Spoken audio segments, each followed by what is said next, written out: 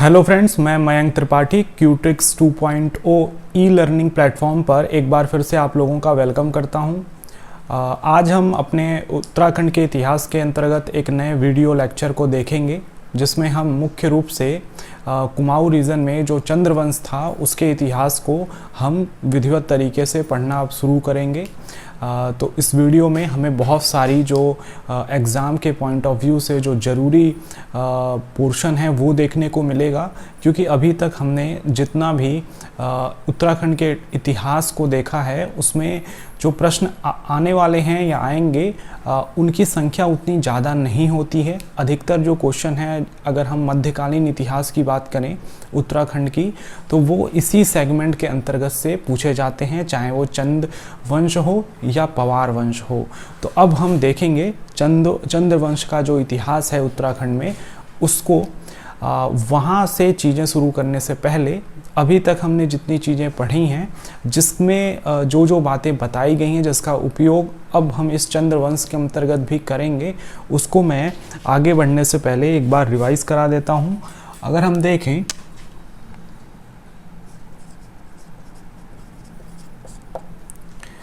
कि जब हम उत्तराखंड के इतिहास की बात करते हैं, इसको मैंने पिछले बहुत सारे वीडियो में रिपीट कराया है। उत्तराखंड में जो एक मूल शासन देखा जाए तो कुनिंदों का ही शासन होता है, और वही लगभग 700 एडी में अगर हम देखेंगे तो वहाँ पर एक कार्तिकेय राजवंश के रूप में हमें एक इन्हीं कुनिंदों की एक परवर्ती शाखा के रूप में कार्तिकेयपुर राजवंश का उद्भव देखने को मिलेगा। और फिर वही राजवंश जो है वो अगले 300 वर्षों तक शासन करेगा। बाद में इसकी जो शाखा है वो बैद्यनाथ में चली जाएगी, और वहीं पर कुछ वर्षों के बाद एक नए राजवंश कत्यूरी राजवंश की स्थापना होगी। इस कत्यूरी राजवंश के बारे में कुछ पुस्तकों में, उत्तराखंड के कुछ पुस्तकों में, जिसमें कि जिसके रचयिता जो हैं जैसे कि बीडी पांडे, और इसके साथ साथ मुख्य रूप से जिनकी रचना का इन्होंने आधार बनाया वो हैं एटकिंसन। इन लोगों ने क्या किया था, इन्होंने कार्तिकेयपुर राजवंश और कत्यूरी राजवंश को एक ही माना था। कई लोग अभी भी इसको एक ही मानते हैं। इसमें मुख्य रूप से अधिकतर लोग क्या करते हैं कि इसमें बसंत देव का जो शासन था उसको लेकर उसको अशांति देव से उसको जोड़ देते हैं, और ये दोनों वंशों की जो राजवंशावलियां हैं उनको एक ही मानकर इनको देखा जाता है। तो कत्यूरी शासन को कुछ लोग 700 एडी से शुरू करते हैं, और जो परवर्ती कत्यूरी शाखाएं हमें 13वीं 14वीं सदी में कुमाऊँ में देखने को मिलती हैं, उन सबको एक ही वंश के अलग अलग राजाओं के रूप में देखा जाता है। लेकिन जो नवीनतम शोध हुए हैं, और कई ऐसे इतिहासकार हैं जैसे कि यशवंत सिंह कटौच और कुछ दूसरे, जिन्होंने ये माना है कि ये हमारा जो कार्तिकेयपुर राजवंश है और कत्यूरी राजवंश है, ये दोनों अलग राजवंश हैं। तो इसके बारे में हमने पहले पढ़ रखा है। लास्ट वीडियो में हमने कत्यूरी शासन में देखा कि इसका जो अंतिम प्रमुख राजा रहा होता है वो होता है वीरमदेव, या जिसको हम ब्रह्मदेव कहते हैं, जो कि बाद में जब कत्यूरी शासन की जो मूल शाखा होती है वो अलग अलग शाखाओं में बढ़ जाती है, तो ये ब्रह्मदेव का शासन जो होता है वो काली कुमाऊँ के रीजन में चला जाता है। और काली कुमाऊँ के रीजन में ये जो ब्रह्मदेव होता है, इसी के नाम पर एक वहाँ पर ब्रह्मदेव मंडी हमें चंपावत के रीजन में दिखाई देती है। तो ये इतनी सारी चीज़ें हमने पढ़ रखी हैं। और इसका जो हम जो कत्यूरी शासन के टाइम की बात करें तो वो हमें मूलतः 10वीं सदी से, जब तक कत्यूरियों की मूल शाखा बैद्यनाथ में शासन करती थी, रणचूला कोट में शासन कर रही होती है, तो वो हमें बहुत हद तक 13वीं सदी तक के उत्तरार्ध तक हमें वो सारी चीज़ें दिखाई देती हैं। बाद में यहाँ से हमें कत्यूरियों की अन्य शाखाएं हमें दिखाई देने लगती हैं। और ये जो शाखाएं होती हैं इनको हमने पिछले वीडियो में देखा था, वो कहाँ कहाँ होती हैं, वो डोटी में होती हैं, वो हमें सीरा घाटी में, सोर घाटी में हमें अलग अलग हमें शाखाएं कत्यूरियों की दिखाई देने लगती हैं। तो अब जो हम अब इसके बाद जो अपना चैप्टर पढ़ रहे हैं चंद्रवंश, तो हम देखेंगे कि इन चंदों को हम अब कहाँ पर फिट करेंगे, क्योंकि चंद्र इतिहास के अंतर्गत हमें बहुत सारे मिथकीय बातें जानने को मिलेंगी और इनके जो राजवंश होंगे उनके अलग अलग राजाओं के क्रम अलग होंगे, उनके संस्थापक कौन थे, इसको लेकर कई तरह की बातें चंद इतिहास में देखने को मिलती है। तो चंद इतिहास को पढ़ने से पहले ये हमारा एक छोटा सा ओवरव्यू था जो अभी तक हमने चीज़ें पढ़ी हैं। यहाँ पर ये समझ लेना है कि कार्तिकेयपुर राजवंश के जो 3 परिवार रहे थे उनका शासन, और बाद में जब उन्होंने अपनी राजधानी बैद्यनाथ में स्थापित कर दी तो उसके बाद के कुछ प्रारंभिक राजा यहाँ पर देखने को मिले थे, जो प्रीवियस वीडियो में आप लोग देख सकते हैं जिसके बारे में बताया गया है।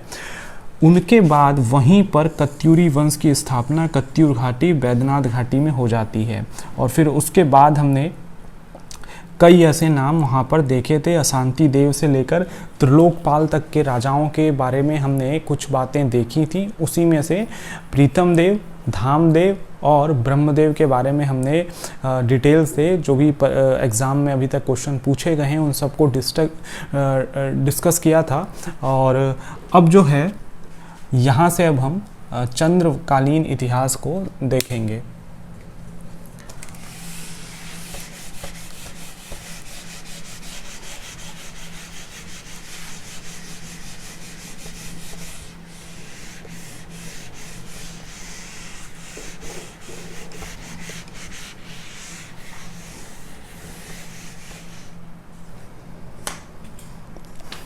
तो आज जो हमारा टॉपिक होगा तो वो होगा कुमाऊं में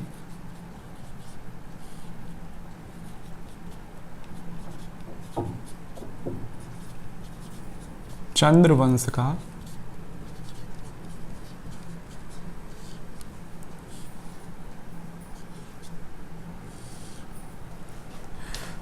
तो अभी तक हमने जितनी भी चीज़ें देखी वो उतनी महत्वपूर्ण नहीं थी, परीक्षाओं में पूछी जाती हैं, लेकिन उत्तराखंड के इतिहास के अंतर्गत खासतौर से राजवंश के इतिहास के अंतर्गत जहां से सबसे ज़्यादा प्रश्न पूछे जाने की संभावनाएं रहती हैं वो यही चंद्रवंश है। इसके अलावा हम जब गढ़वाल का रीजन पढ़ेंगे तो वहाँ पर पवार राजवंश हमें देखने को मिलेगा, तो वो भी एक महत्वपूर्ण राजवंश होगा।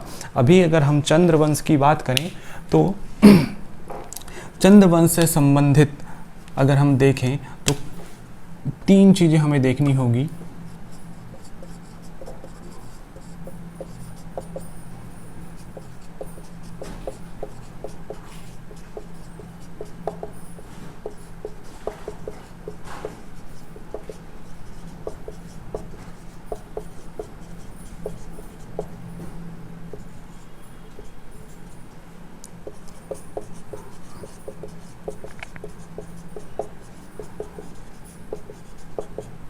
ये है कि कुमाऊं में जो चंद्र राजा रहे हैं उन चंद्र राजाओं के इतिहास को सबसे पहले प्रस्तुत करने का जो एक तरह से श्रेय जो है वो जैसा कि अभी हमें ये नाम बहुत बार देख लिया है, एडविन एटकिंसन,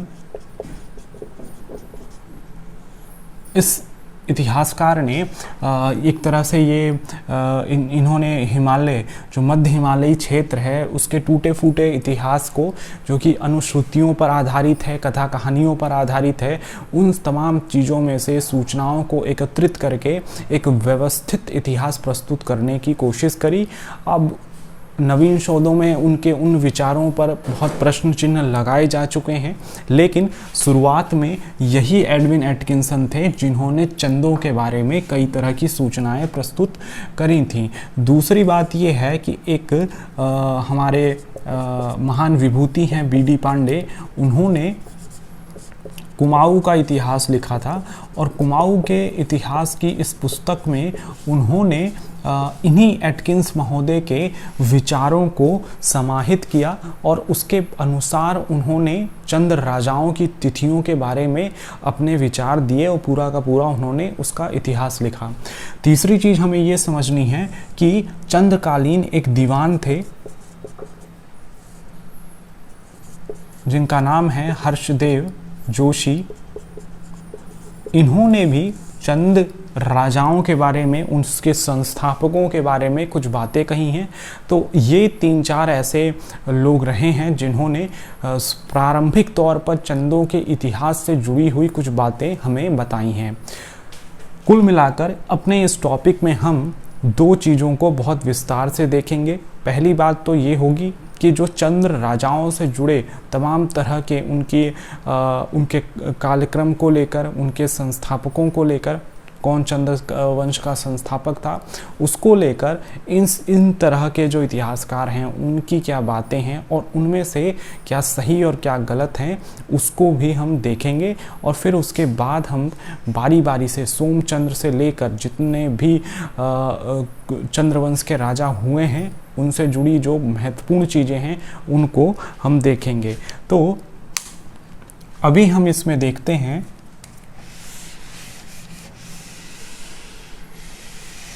जो इस टॉपिक में हम अभी यहाँ पढ़ेंगे वो मुख्य रूप से जो बातें होंगी वो हमारी ये होंगी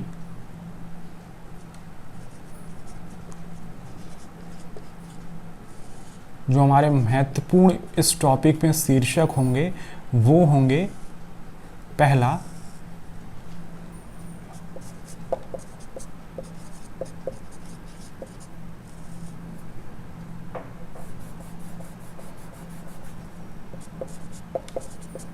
चंद्र वंश का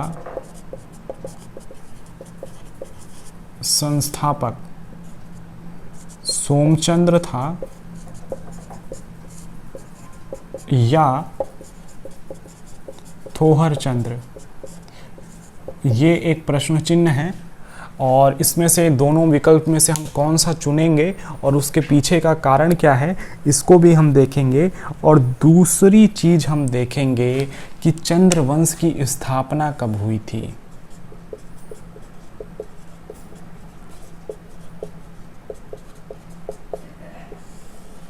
तो इसको लेकर कुछ तिथियां हैं, कुछ तिथियां जो हैं वो बहुत पीछे की तिथियां हैं, तकरीबन 7वीं सदी की हैं, कुछ तिथियां 8वीं सदी की हैं और कुछ तिथियां तो 11वीं सदी तक जाती हैं। और फिर उसमें अलग अलग इतिहासकार क्या सोचते हैं ये हमें जानना इसलिए है, भले हमारे एग्ज़ाम का जो नेचर हो वो डिस्क्रिप्टिव नहीं है, वो मल्टीपल चॉइस वाले क्वेश्चन होंगे, लेकिन यहाँ से फंसाने वाले कुछ प्रश्न हो सकते हैं और पूछा जा सकता है कि मिथिकीय आधार पर उत्तराखंड में जो चंद्र शासन था उसके संस्थापक कौन थे, या ऐतिहासिक आधार पर क्या दिखता है बी.डी. पांडे के अनुसार इसके स्थापना किस सन में हुई थी। तो इस तरीके के कुछ प्रश्न हो सकते हैं, इसलिए हमें इन दोनों खंडों को पहले देखना होगा। जब इन दोनों चीज़ों को हम समझ जाएंगे तब उसके बाद हम चंद्रवंश के राजाओं को बारी बारी से देखेंगे। तो पहले हम समझते हैं कि चंद्रवंश का संस्थापक, जो चंद्र राजाओं का वंश क्रम है और उनका संस्थापक है, उसको हम देखेंगे।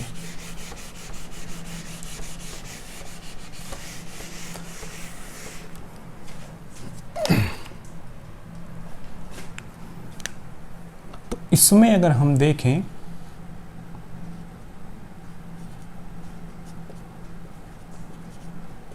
चंद्रवंश का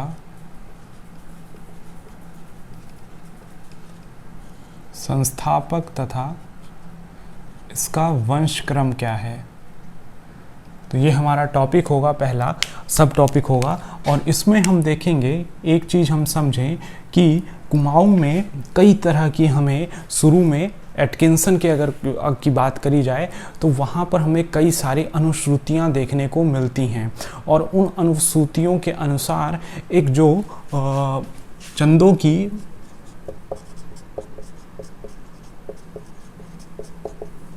चंद्र राजाओं की परंपरागत जो वंशावली हमें प्राप्त हुई है उसको हमें समझने की ज़रूरत है। तो चंद्र राजाओं की जो परंपरागत वंशावली है उसमें चंद्र शासन का जो संस्थापक रहा है वो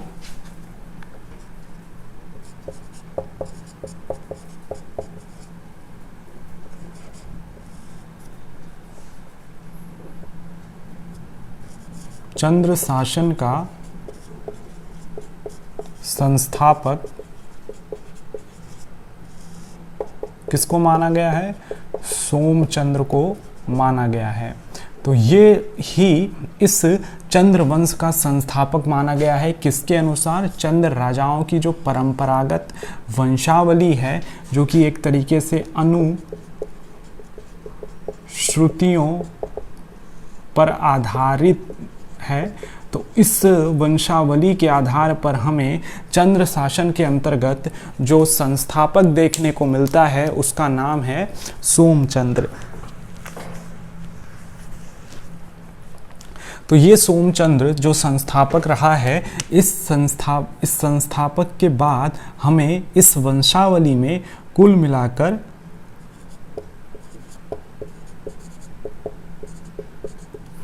7 अन्य राजाओं के नाम हमें देखने को मिलेंगे।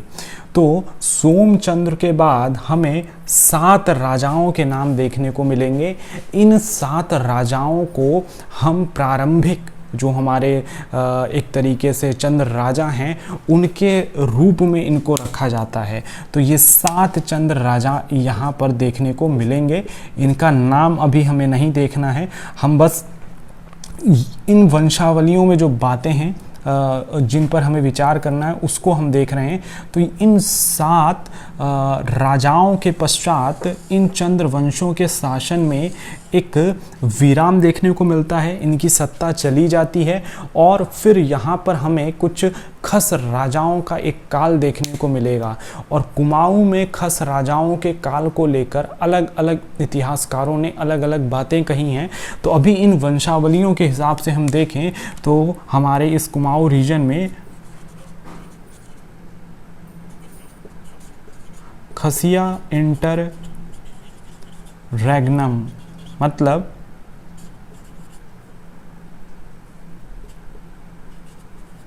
खश राज्य देखने को मिलता है। इसको कुछ लोग 196 वर्ष का कहते हैं तो कुछ लोग 213 वर्षों का इतिहास मानते हैं। तो तकरीबन 200 वर्ष का एक विराम देखने को मिलेगा चंद्र शासन में, जब सत्ता चंदों के हाथ से निकलकर कुमाऊं रीजन में खसों के नियंत्रण में चली जाती है। और बाद में फिर हमें यहाँ पर एक शासक दिखेंगे वीरचंद्र, जिनके नेतृत्व में पुनः चंद्र राजा और चंद्र राजाओं का शासन स्थापित होगा। तो पुनः चंद्र राजाओं का एक शासन यहाँ पर दिखाई देगा। तो ये हमारे जो चंद्र राजा रहे हैं उनके शासन से जुड़ी हुई कुछ बातें हैं जो हमें समझनी चाहिए। और इस तरीके से ये शुरुआती कुछ इसके पॉइंट्स रहे हैं। तो ये जो भी हमने बात इसमें देखी है, अब ये तो एक वंशावली है, अब इस पर कई इतिहासकारों ने अपनी अलग अलग बातें कही हैं। तो इसमें अगर हम सबसे पहले जो हमारे फेमस एक इतिहासकार जिनकी बार बार उत्तराखंड के इतिहास में चर्चा होती है वो हैं एटकिंसन।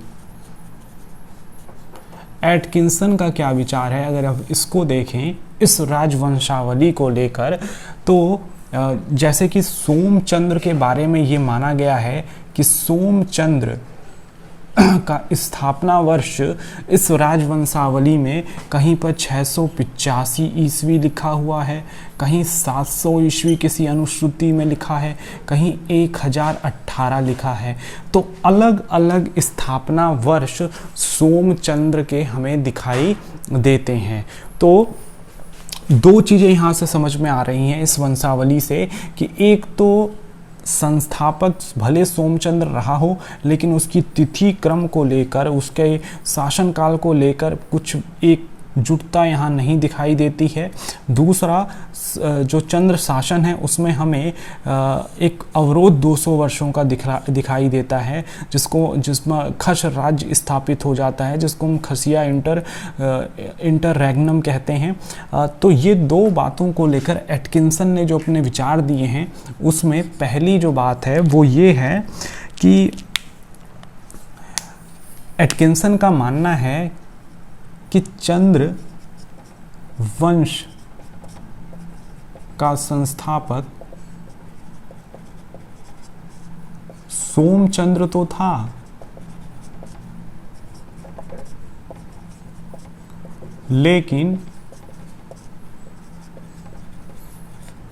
उसकी राज्यरोहण की जो तिथि थी, राज्यरोहण बहुत पहले नहीं हुआ है।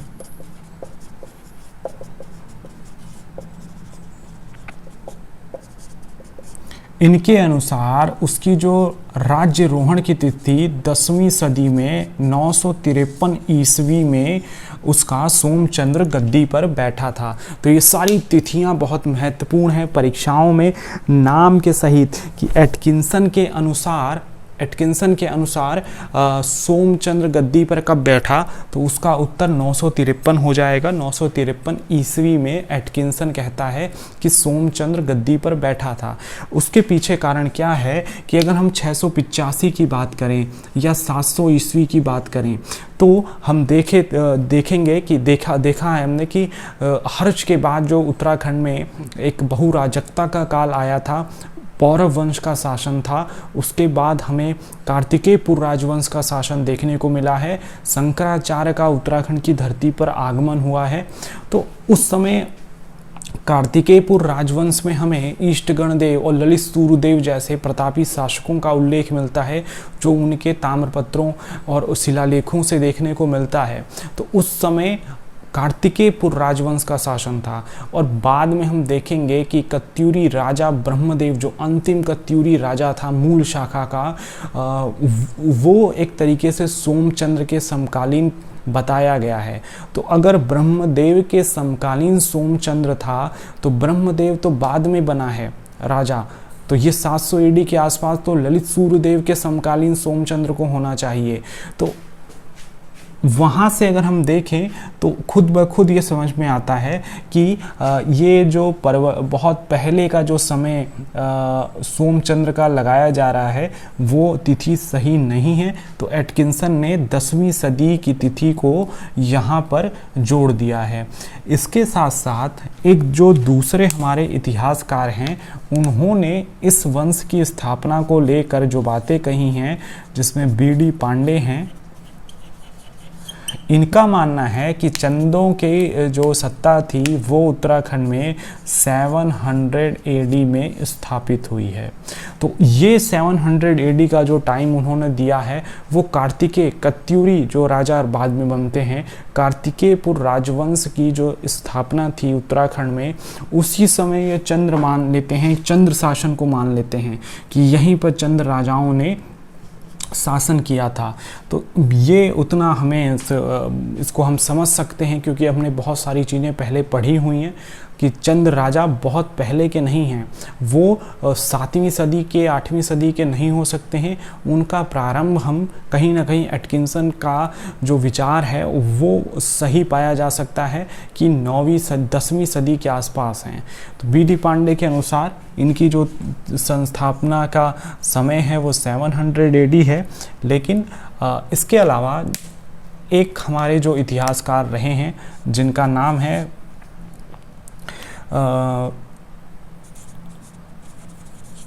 अजय सिंह रावत जी ने, जो अपनी पुस्तक लिखी है उत्तराखंड का इतिहास, राजनीतिक इतिहास, उसमें उन्होंने चंद राजाओं की स्थापना वर्ष को लेकर जो बातें कही हैं, उसके अनुसार ये 1018 ईस्वी में सोमचंद्र के शासन को उन्होंने माना है। तो उनके अनुसार चंद्र राजा का जो स्थापना हुई है, चंद्र राजवंश की स्थापना हुई है, वो 1018 ईस्वी में देखने को मिली है। अब इसी वंशावली पर जो एक नया विचार जो सामने आया है जिसको हमें समझना चाहिए, वो है हरमन गुट्स नाम के एक इतिहासकार का। और उन्होंने चंद्र शासन की स्थापना वर्ष को मुख्य रूप से मंदिर स्थापत्य शैली के विशेषताओं के आधार पर ये बताया है कि चंद्र शासन की जो स्थापना हुई थी वो 850 के वर्ष में हुई होगी। तो अगला जो हम नाम देख रहे हैं यहाँ पर जिस इतिहासकार का, वो है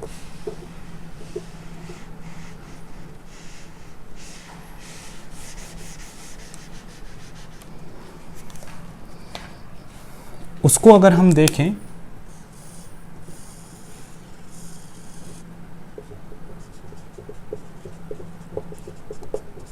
तो अगला जो हम यहाँ पर नया एक इस पर एक विचार देखेंगे वो है हरमन गुट्स नाम के एक इतिहासकार का, जिन्होंने चंद्र शासन की स्थापना वर्ष को मंदिर स्थापत्य के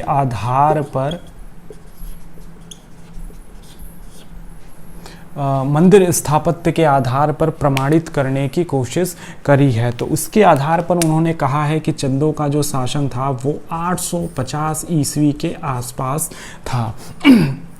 तो उन्होंने ये जो 850 ईस्वी मतलब 9वीं सदी को माना है। इसके पीछे कारण ये है कि उन्होंने ये कहा कि जो चंद्रकाल के दौरान जो जागेश्वर मंदिर के शिखर बनाए गए हैं, वो जो शैली है वो मुख्य रूप से उत्तराखंड में 9वीं सदी में देखने को मिली थी।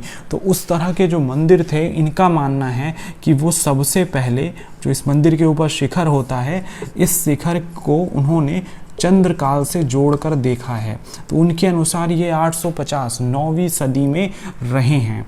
लेकिन इसको भी लेकर कुछ लोगों का मानना है कि उत्तराखंड में मंदिर निर्माण की शैली चंद्र राजाओं से पूर्व कत्यूरी शासन में हमें देखने को मिलती है, और इसको हम मुख्य बहुत आधार मंदिर स्थापत्य को इन चंद्र राजाओं के संस्थापना वर्ष के निर्धारण के तौर पर बहुत प्रमाणित तरीके से नहीं देख सकते हैं। तो कुल मिलाकर जितना भी हम यहाँ पर जितनी चीज़ें पढ़े हैं, उसके हिसाब से अगर देखा जाए तो बी.डी. पांडे के द्वारा जो ये चंद्रवंश की संस्थापना की ये विचार दिया गया है, ये भी उतना प्रमाणित प्रस्तुत नहीं होता है, ना ही इसको लेकर हम बहुत सारे आश्वस्त हो सकते हैं। कुल मिलाकर ये जो स्थापना वर्ष है 1018 का, और एटकिंसन का जो 953 ईस्वी का सन दिया गया है, यही सही प्रतीक होता है, और यही इतिहास की पुस्तकों में ज़्यादा प्रबलता से प्रयुक्त किए जाते हैं। क्योंकि चंद्र वंश की स्थापना मुख्य रूप से कत्यूरी शासन के अंतिम दौर पर ही हुई होगी, क्योंकि ब्रह्मदेव सोमचंद्र का समकालीन था। वो 700 एडी या उससे पहले होती हुई प्रतीक नहीं होती है।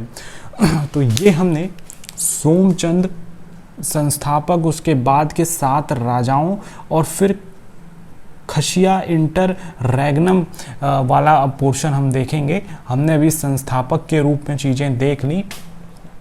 अब अगर ये देखा जाए कि इसको लेकर कुछ विचारकों ने क्या बात कही है, तो यहीं पर हम देख सकते हैं कि अभी तक तो हमने संस्थापक को लेकर पहला पॉइंट हमारा क्लियर हो गया है।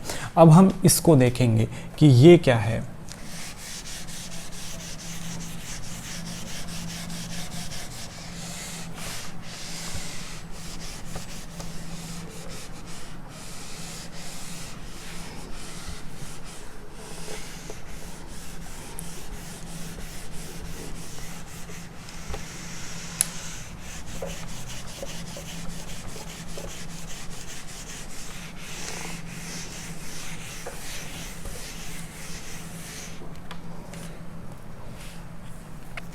तो एक ये बात है कि जो हम चंद्र शासन पढ़ते हैं, चंद्र शासन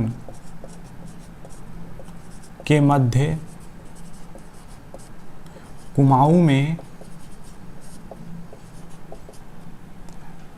लगभग 196 वर्ष अथवा 213 वर्ष का एक अंतराल देखने को मिलता है। ये अंतराल जो है वो उत्तराखंड में खस राज्य के रूप में जाना जाता है। तो ऐसा माना जाता है कि उत्तराखंड के भूमि में खस शासन की एक कड़ी देखने को मिलती थी, जिसका अंतिम शासक जो था वो सोपाल था। इस खस शासन का अंतिम शासक जो हमें देखने को मिलता है वो सोपाल देखने को मिलता है, जिसको पदच्युत कर जो चंद्र शासक था वीरचंद, वो पुनः कुमाऊं के रीजन में हम देखेंगे कि वो चंद्र शासन की पुनः एक तरीके से आधिपत्य को स्थापित कर देता है। इसको हमने जो अंतिम शासक सोपाल था, ये जो था इस खस राज्य का अंतिम शासक था। तो खस शासन क्या कुमाऊं में था या नहीं था, तो उसको लेकर दो विचार हैं। तो एक है कि नहीं था और एक कहता है कि था, ये अलग शासन एक था। तो नहीं था वाला जो पोर्शन है वो ये कहता है कि क्योंकि हमने अभी पीछे देखा कि सोमचंद्र के बाद 7 अन्य राजा रहे हैं, उनके बाद एकाएक खसों के आक्रमण हुए और खसों ने, जो कि छोटे छोटे खस राजा कुमाऊं के रीजन में थे, उन्होंने चंदों को उखाड़ फेंका और पुनः अपनी 200 वर्षों तक शासन करा। उसके बाद फिर चंद्र राजाओं ने अपनी शक्ति स्थापित करी उन खसों को हटाकर। तो ये हम देख रहे हैं। इसमें अगर देखा जाएगा तो एटकिंसन मानते हैं, एटकिंसन का ये मानना है कि अगर हम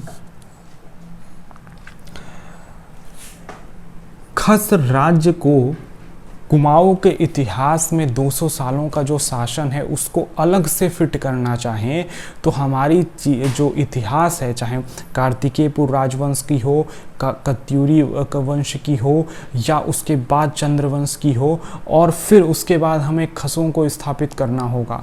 लेकिन इतने सारे जो राजवंश दिखेंगे, इनको इनके निश्चित कालक्रम में फिट कर पाना थोड़ा मुश्किल है, और इस वजह से उन्होंने बहुत डिटेल इस पर चर्चा करी है, वहाँ हमें जाने की ज़रूरत नहीं है। तो उन्होंने कुल मिलाकर एटकिंसन ने यही माना कि उत्तराखंड में कुमाऊं में, देखें, चंद्रकाल को ठीक से जो शुरुआत में समझना है तो वहाँ पर हमें अलग अलग इतिहासकारों के अलग अलग विचारों को समझना पड़ेगा। प्रश्न वन वर्ड के ही होंगे, टिक मार्क के ही होंगे, तो उसमें हमें किसी तरह का कन्फ्यूज़न ना हो, क्योंकि कहीं पर हमें संस्थापक सोमचंद्र भी दिखेगा, कहीं थोहर चंद्र भी दिखेगा, कभी लिखित साक्ष्य के अनुसार हमें अभय चंद्र भी दिख जाएगा। तो वहाँ पर हमें बहुत सारे शब्दों को ध्यान से समझना है। तो खस राज्य को लेकर उत्तराखंड में ये कहा जाता है कि कुमाऊं में खसों का, एटकिंसन के अनुसार खसों का अलग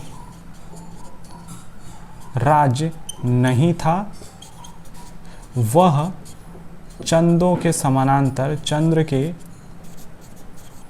समानांतर ही शासन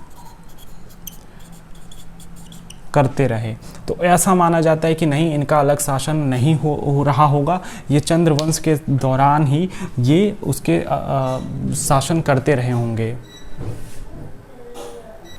तो एक तरह से हमने ये समझ लिया कि हमारे एटकिंसन ने खस राज्य, जो खसिया इंटररेग्नम था, उसका विरोध किया है, उसकी मान्यता उन्होंने नहीं दी है, क्योंकि उनके अनुसार उसको उत्तराखंड के इतिहास में कालक्रम के रूप से फिट कर पाना मुश्किल है। अब हम दूसरी तरफ ये देखते हैं कि जो लोग ये मानते हैं कि खस राज्य रहा होगा, तो उसमें ये अभी हमने जो इतिहासकार का नाम देखा हरमनगुट्स का, उनका मानना है कि जो इससे पहले हमने परंपरागत राजवंशावली देखी थी, तो उसमें उनका मानना है कि एक राजा जो सोमचंद्र और उसके 7 वंशज रहे हैं, ये एक तरीके से प्रारंभिक चंद्र राजा माने जाएंगे।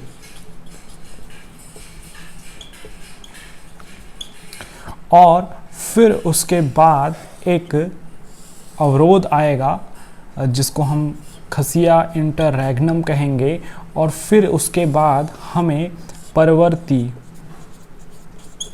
शासक यहाँ पर चंद्रवंश के देखने को मिलेंगे। तो उनके अनुसार तो वही वंशावली को उन्होंने प्रारंभिक चंद्र राजा और परवर्ती चंद्र राजाओं के रूप में अलग अलग मान लिया है, और उसमें 200 वर्षों का उन्होंने खसिया इंटररेग्नम दे दिया है। तो हरमन गुड्स के अनुसार तो ये चीज़ें हैं। अच्छा, इसके अलावा एक और विचार किया जाता है कि उत्तराखंड में जो खस शासन था चंद्र शासन के बीच में, उसको कई लोगों ने नेपाल, जो डोटी कहलाता था, डोटी के दुलू के रहने वाले जो चल नाम के राजा थे, जिन्होंने उस समय हमने कत्यूरी शासन में देखा था कि नेपाल के हिस्से से आक्रमण हुए थे, उनके अभिलेख हमने देखे थे इसी समय में 13वीं सदी का, 11वीं सदी का।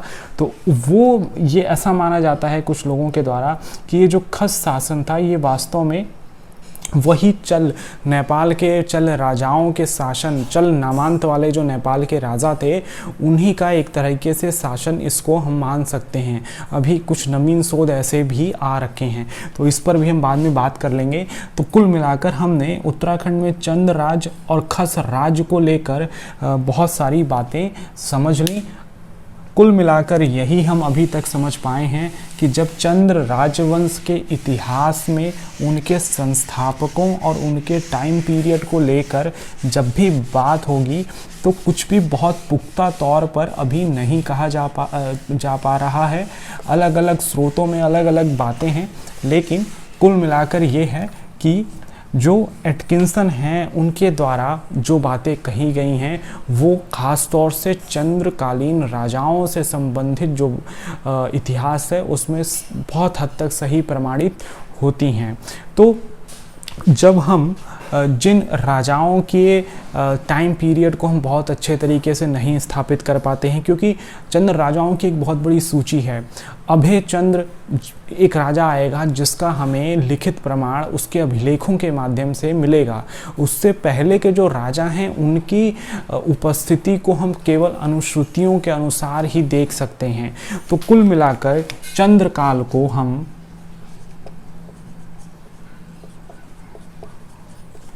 3 हिस्सों में बांटते हैं, जैसा कि हमने पहले देखा था। इसमें पहला हिस्सा है मिथिकीय आधार पर बहुत बड़ा, जिसमें कि हम सोमचंद्र और उसके जो हम कह सकते हैं जो उसके उत्तराधिकारी शासक थे उनको हम इसके अंतर्गत शामिल करेंगे। फिर बाद में हमें एक अवरोध देखने को मिलेगा और उसके बाद पुनः चंद्र शासन की शक्ति स्थापित होगी, जिसकी राजधानी होगी चंपावत। ये चंपावत राजधानी जब इनकी रहती है तब यहाँ के जो शासक होते हैं उससे जुड़े हुए कुछ हमारे प्रश्न यहाँ से बनते हैं। और जब चंद्र राजाओं ने अपनी राजधानी अल्मोड़ा स्थानांतरित करी तब वहाँ का अपना एक राजवंशावली है, उसको भी हम देख सकते हैं। तो कुल मिलाकर ये 3 एक ऐसे पैरामीटर हैं जिसपे हमें चंद्र वंश को समझना है, चंद्र राजाओं के बारे में चीज़ों को देखना है। तो ये वो बातें थी। यहाँ से हमने ये समझा कि चंद्र राजाओं के संस्थापक को लेकर 2 बातें हैं, और उसी तरीके से जो दूसरा है हमारा हिस्सा वो है उनके सन को लेकर। कहीं पर 7वीं सदी ही मान ली जाती है चंद्र राजाओं की उत्पत्ति का, कहीं 8वीं सदी, कहीं 10वीं सदी। लेकिन हमें ये समझना है कि मिथिकीय आधार को हम बहुत हद तक 10वीं सदी से पूर्व ही रख सकते हैं, से पूर्व मान सकते हैं। तो ऐसा माना जाता है कि सोमचंद्र की गद्दी अगर कहीं बैठा होगा तो सोमचंद्र 10वीं सदी से पूर्व बैठा होगा। फिर उसके बाद उस पर अशोक चल, उसके वंश पर अशोक चल, क्रांचल देव के आक्रमण हमें देखने को मिलेंगे, और फिर उसके बाद हमें फिर अन्य मध्यकालीन चंद्रवंशीय राजाओं के एक पूरा प्रणाली, एक पूरा वंशक्रम देखने को मिलेगा। तो अब हम चलते हैं सीधे अपने चंद्र राजाओं के उस सूची पर जिनसे संबंधित हमें कई तरह के फैक्ट जो कि एग्ज़ाम में पूछे जाएंगे वो देखना चाहिए।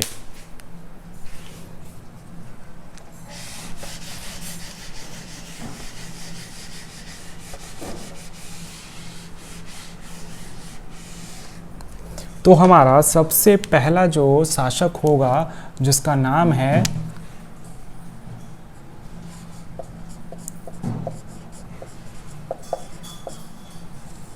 सोमचंद्र। ये हमारा सबसे पहला शासक है चंद्रवंश का सोमचंद्र। तो इसको लेकर जो बात कही जाती है, अभी जो हमने देखा कि हमारे एटकिंसन हो या परंपरागत राज वंशावली हो या बीडी पांडे हो, इन लोगों ने क्या कह रखा है कि सोमचंद्र ही संस्थापक रहा था चंद्रवंश का, और हमारा आयोग भी यही मानता है, सोमचंद्र संस्थापक रहा था। और इसके काल, इसके गद्दी पर बैठने के समय को देखा जाए तो वो क्या है, 953 ईस्वी मानी जाएगी। बीडी पांडे के अनुसार ये टाइम पीरियड जो है वो 700 एडी माना जाएगा। और परंपरागत राजवंशावलियों में तो 3-4 तिथियां हैं अलग अलग अनुश्रुति के अनुसार, तो उसको हमें जानने की ज़रूरत नहीं है। अजय सिंह रावत जी ने उसमें 1018 ईस्वी मान रखा है सोमचंद्र को, तो वहाँ पर हमें उसको अलग से देखने की ज़रूरत नहीं है। तो कुल मिलाकर जो पहला पॉइंट हमने पार किया वो है कि सोमचंद्र चंद्रवंश का संस्थापक था। ये सोमचंद्र से जुड़ी हुई पहली बात है।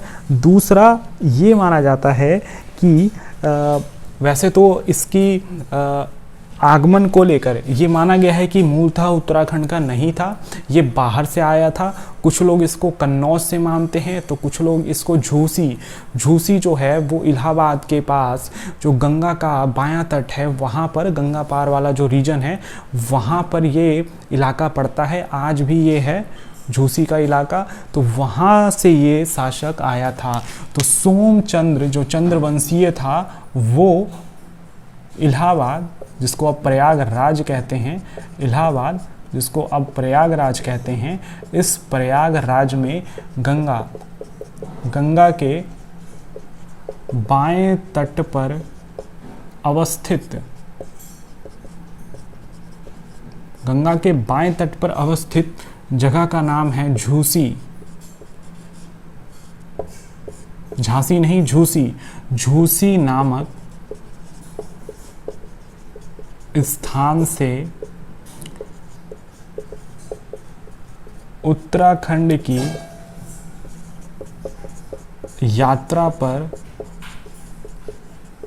आया था। तो सोमचंद्र जो था वो प्रयागराज के में जो गंगा का बायां तट है वहाँ से उत्तराखंड की भूमि पर आया था, और उसने यहाँ पर, क्योंकि ये सोमचंद्र जब आया तो उस समय इसका समकालीन जो कत्यूरी राजा यहाँ पर शासन कर रहा था, जिसको हम वीरमदेव या ब्रह्मदेव कहते हैं, इसका कत्यूरी राजा ब्रह्मदेव का शासन था। तो इस ब्रह्मदेव ने अपनी पुत्री का विवाह इस राजा सोमचंद्र के साथ करा, जो कि झूसी से आया था।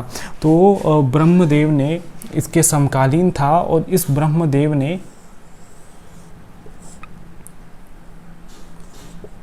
अपनी पुत्री का विवाह सोमचंद्र से करा था।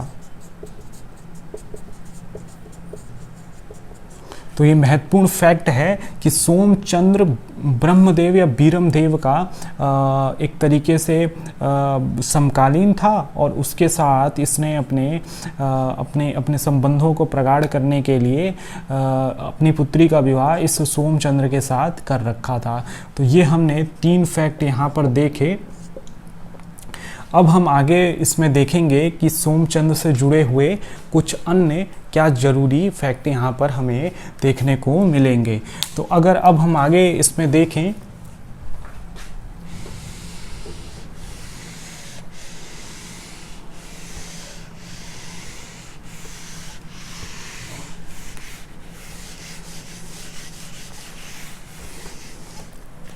तो हम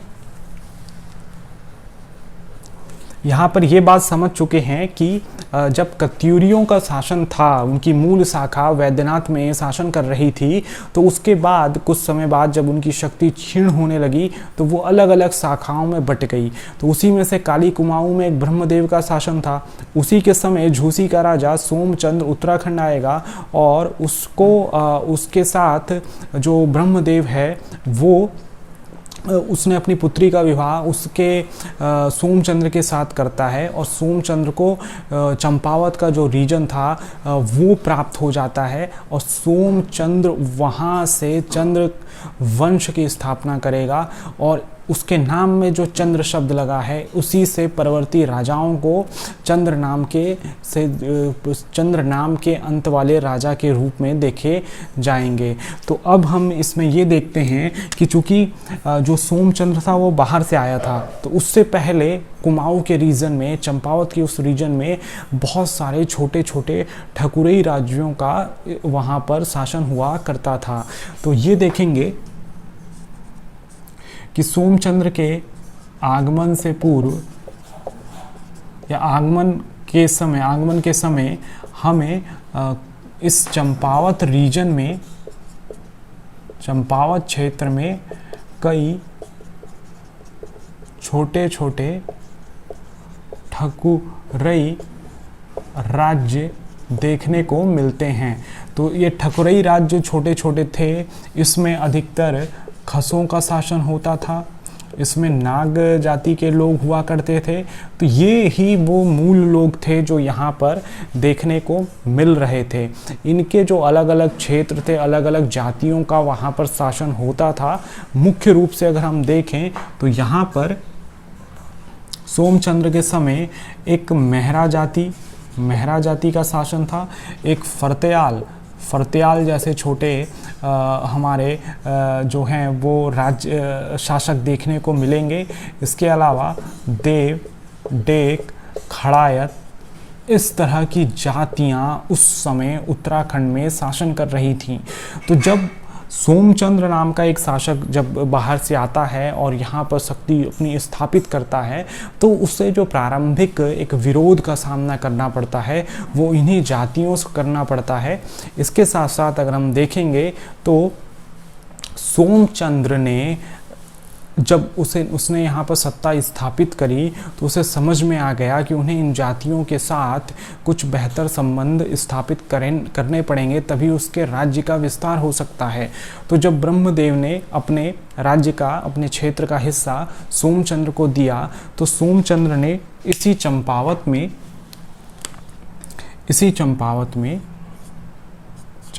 में उसने राजबुंगा नामक जगह पर राजबुंगा का किला निर्मित किया, और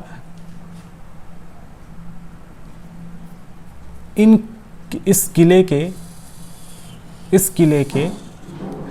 4 कोनों पर, 4 हिस्सों पर 4 अन्य दुर्ग स्थापित किए, अन्य किले स्थापित करे, और यहाँ पर 4 किलेदारों की स्थापना उसने करी।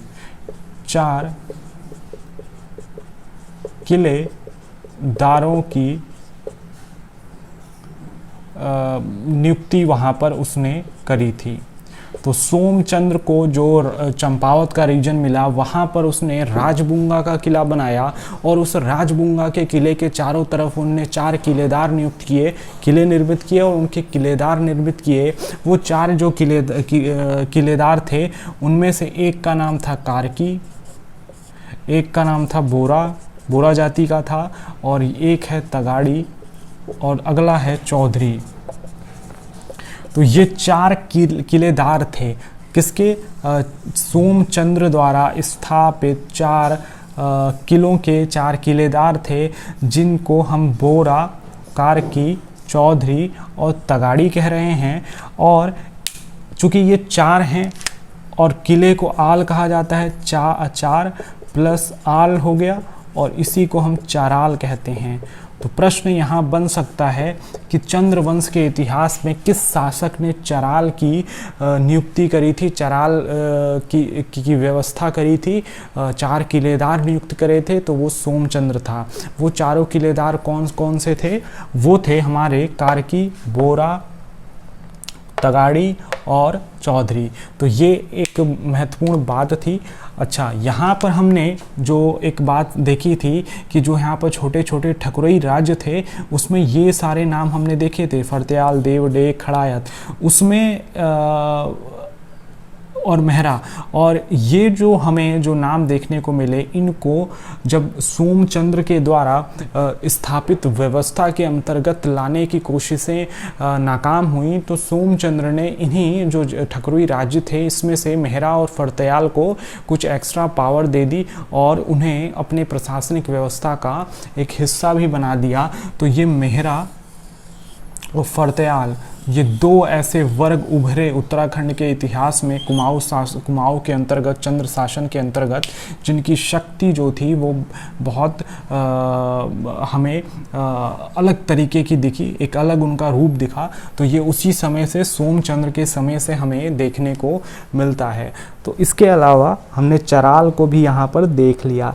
अब आगे सोमचंद्र से जुड़ी कुछ अन्य बातें यहाँ पर देखते हैं।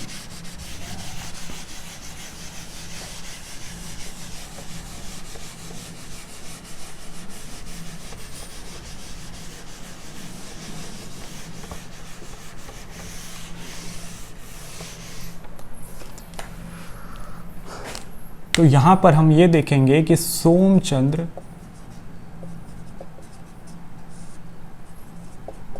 का पहला युद्ध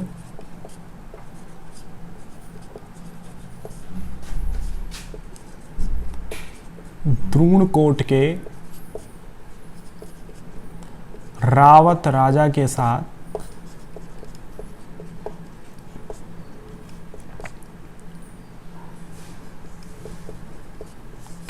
हुआ था। और द्रोणकोट का ये जो रावत राजा था ये मांडलिक राजा था।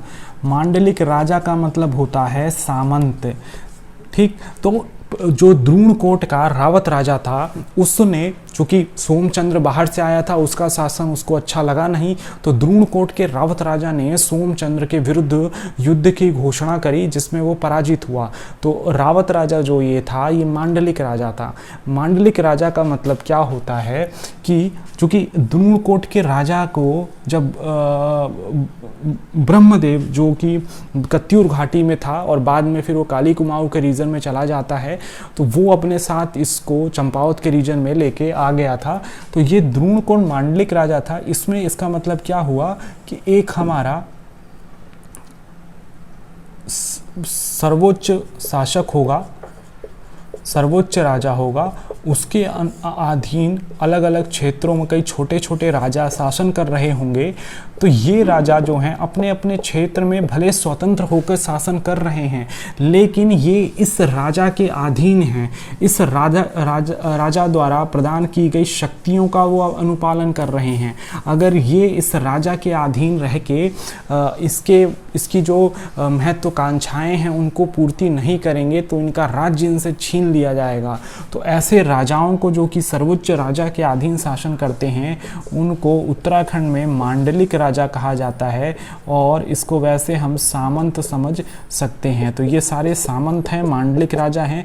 तो इस तरीके से जो द्रोणकोट का रावत राजा था वो सोमचंद्र के आने से पहले ब्रह्मदेव का एक मांडलिक राजा था, और फिर बाद में वो सोमचंद्र के विरुद्ध युद्ध करता है, जिसमें उसको पराजय का सामना करना पड़ता है। तो ये एक दूसरा फैक्ट था सोमचंद्र से संबंधित।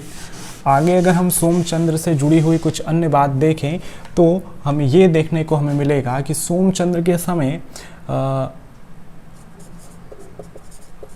जोशी नाम के ब्राह्मणों को सोमचंद्र ने अपना दीवान नियुक्त किया था, और इसके अलावा जो समेल्टी नामक हमारे जो ब्राह्मण थे उनको उन्होंने अपना राजगुरु बना रखा था। इसके अलावा कुछ अन्य ब्राह्मण भी थे जिनको उन्होंने अपने अलग अलग पद सोमचंद्र के द्वारा दिया गया था। यहाँ पर ये हमें समझना है कि जिस तरीके से प्रश्न के रूप में अगर ये पूछा जाए कि चराल की नियुक्ति किसने करी थी, तो वो सोमचंद्र ने करी थी, जिसमें कि राजबुंगा के किले के चारों तरफ 4 किलेदार नियुक्त करे थे। उस 4 किलेदार जो उसने नियुक्त करे थे उनमें कार्की, बोरा, तगाड़ी और चौधरी था। इसी तरीके से ये भी प्रश्न बनता है कि उत्तराखंड के इतिहास में कुमाऊं रीजन में चौथानी ब्राह्मणों की नियुक्ति किसने करी थी, तो वो चौथानी ब्राह्मणों की नियुक्ति हमारे सोमचंद्र, जो चंद्रवंश का राजा था, उसके द्वारा की गई थी। तो सबसे एक प्रश्न ये है कि इतने सारे जो फैक्ट हमें देखने को मिले हैं वो उतने प्रमाणित अगर हैं, लेकिन फिर भी उसको हम मिथिक अधिक अनुश्रुतियों के आधार पर अधिक समझ सकते हैं कि कुछ अनुश्रुति में इसको कन्नौज से आया हुआ, कहीं पर इसको झूसी से आया हुआ बताया गया है। बी.डी. पांडे ने उनको झूसी से आया हुआ अपने एक विचार में बताया है, तो उस आधार पर हम इसको समझ सकते हैं। तो ये सब सारी चीज़ें हमने देख ली। एक बात और सोमचंद्र के बारे में हमें जो देखनी है वो ये कि सोमचंद्र कोई स्वतंत्र राजा नहीं था, स्वतंत्र राजा नहीं था। सोमचंद्र जो था वो डोटी के मल्ल राजा को, जिसका नाम था इसके समकालीन जयदेव मल्ल, उसको क्या करता था, उसको टैक्स देता था। तो ये एक तरह का खुद मांडलिक राजा था जो डोटी के अधीन था। डोटी एक बहुत मजबूत एक परवर्ती कत्यूरी शाखाओं में शामिल है, जिसका पश्चिमी नेपाल के हिस्से पर नियंत्रण रहा, और यहाँ से कई शासक कुमाऊं के नेपाल से लगे रीजन पर अटैक करते रहे। यहाँ से भी कई राजा डोटी पर हमला करते हैं, हम देखेंगे आगे के इतिहास में। तो ये बहुत इम्पॉर्टेंट चीज़ है यहाँ पर समझने की कि सोमचंद्र स्वतंत्र राज्य स्थापित नहीं कर पाया था, उसको डोटी के मल्ल राजा जयदेव मल्ल को टैक्स देना पड़ता था। तो ये तमाम हमने सोमचंद्र से जुड़ी हुई बहुत सारी बातें पढ़ ली हैं। यहाँ से प्रश्न बिल्कुल आएगा और इसको हमें ये सारी चीज़ें देखनी है। चराल की स्थापना, चौथानी ब्राह्मणों की स्थापना, इसके अलावा झूसी जो स्थान है इसके आगमन का, यहाँ जो चराल में जो अलग अलग जातियाँ हैं वो हम देख सकते हैं। इसके अलावा रावत राजा का जो युद्ध हुआ था किस चंद्रवंश के राजा के साथ, तो वो सोमचंद्र के साथ। डोटी को वो टैक्स देता था, स्वतंत्र राजा नहीं था। तो ये हमने सोमचंद्र के बारे में बहुत सारी चीज़ें पढ़ ली। अब हम देखेंगे कि सोमचंद्र के बाद क्या स्थिति बनती है।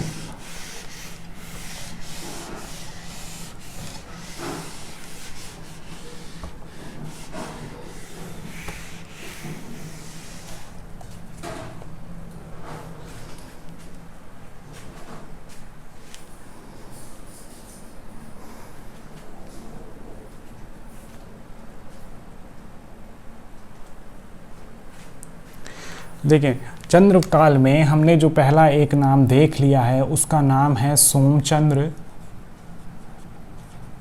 ये हमने देख लिया। दूसरा जो इसके बाद शासक आता है, बस नाम के हिसाब से वो महत्वपूर्ण है, उस शासक का नाम है आत्मचंद्र। उसके बाद पूर्णचंद्र आएगा। ये दोनों शासक इतिहास की दृष्टि से, फैक्ट की दृष्टि से, परीक्षा के दृष्टिकोण से उतने महत्वपूर्ण नहीं हैं, इनके सिर्फ हमें नाम जान लेने हैं। तो सोमचंद्र के बाद अगले कुछ वर्षों में आत्मचंद्र और पूर्णचंद्र का शासन हमें उत्तराखंड में दिखाई देता है।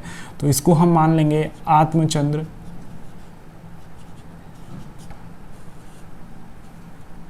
एवं पूर्णचंद्र, ये शासक हो गए। देखें, चंद्रकाल का अगर हम राजाओं के सन, उनकी स्थापना, उनका जो राज्यकाल रहा है उसके चक्कर में पढ़ेंगे तो हमें कई सारी सन याद करने पड़ जाएंगे और वो बहुत विवादित हैं। जब सोमचंद्र जो संस्थापक है उसकी स्थापना को उसके राज्यकाल की स्थापना को लेकर इतने सारे बातें हैं, तो अलग अलग के लिए तो वो वैसे नहीं फिट होते हैं और ना ही वो पूछे जाते हैं। कुछ ऐसे शासक हैं जो परवर्ती काल के, रुद्रचंद्र हो गया, कल्याण चंद्र हो गया, लक्ष्मी चंद्र हो गए, ये सारे ऐसे राजा हैं जिनके बारे में हम तिथि सहित पढ़ेंगे। तो पहले जो प्रारंभिक चंद्रकाल के राजा हैं उनके संबंधित जो घटनाएं हैं वही हम ज़्यादा ध्यान से देखते हैं। तो पूर्णचंद्र, सोमचंद्र, आत्मचंद्र, पूर्णचंद्र, इसके बाद जो एक महत्वपूर्ण राजा आएगा कुमाऊं के चंद्रकाल के इतिहास में, उसका नाम हम देखते हैं, उसको कहेंगे इंद्रचंद्र। ये इंद्रचंद्र से जुड़ा हुआ क्या सबसे बड़ा एक फैक्ट है उसको हम देखते हैं। दरअसल इंद्रचंद्र ही कुमाऊं के इतिहास का ऐसा चंद्र राजा है जिसके समय कुमाऊं में रेशम उत्पादन या रेशम के जो कारखाने थे, छोटे कारखाने, वो स्थापित कराए गए थे। तो इसने रेशम उत्पादन की बुनियाद उत्तराखंड की भूमि पर चंद्रकाल के दौरान कुमाऊं की भूमि पर स्थापित कराया। तो वो राजा जिसके समय कुमाऊं के रीजन में रेशम उद्योग स्थापित हुए, रेशम उत्पादन का काम हुआ, इसको कहते हैं रेशम उत्पादन का काम, रेशम उत्पादन या रेशमी वस्त्रों का निर्माण हुआ। तो वो कौन सा राजा था? वो इंद्रचंद्र था। इसने मैदानी इलाकों से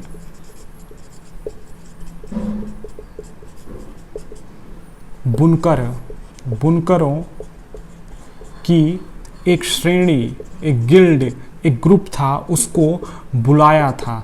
तो ये इंद्रचंद्र जो था वो कितना, मतलब उसने ये जो अपना रेशम का उद्योग था उसको स्थापित करने में एक बहुत महत्वपूर्ण भूमिका उसके द्वारा निभाई गई थी।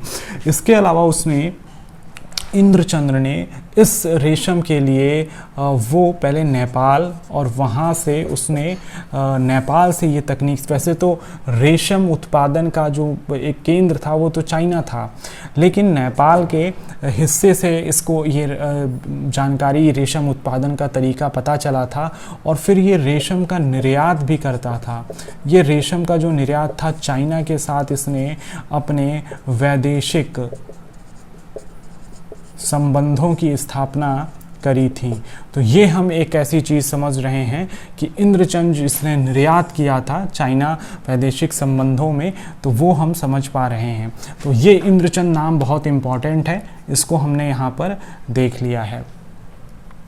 तो इस तरीके से अगर हम देखें तो इसके अलावा एक इसमें प्रथा है, वो ये थी कि इसका ऐसा मानना था कि जो रेशम उत्पादन है वो जितना राज्य में झूठ का प्रचार होगा, रेशम उत्पादन उतना ही ज़्यादा होगा। तो इसने वो प्रथा भी शुरू करी थी। तो ये इंद्रचंद्र से संबंधित कुछ बातें रही हैं।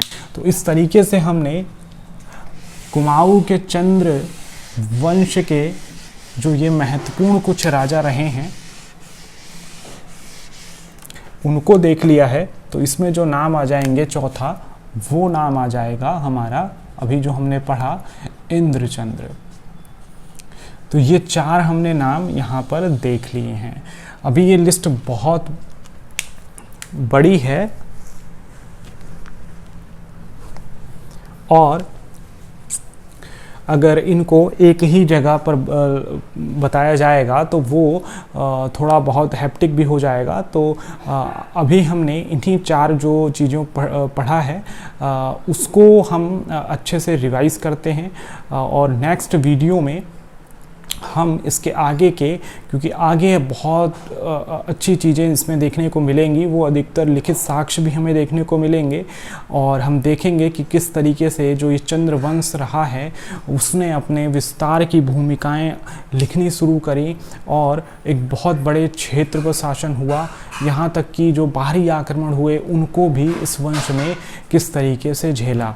तो नेक्स्ट वीडियो में हम कुछ परवर्ती चंद्र राजाओं के बारे में अपनी बात को आगे बढ़ाएंगे। तो वीडियो देखने के लिए आप लोगों का, इस वीडियो को देखने के लिए आप लोगों का बहुत बहुत धन्यवाद।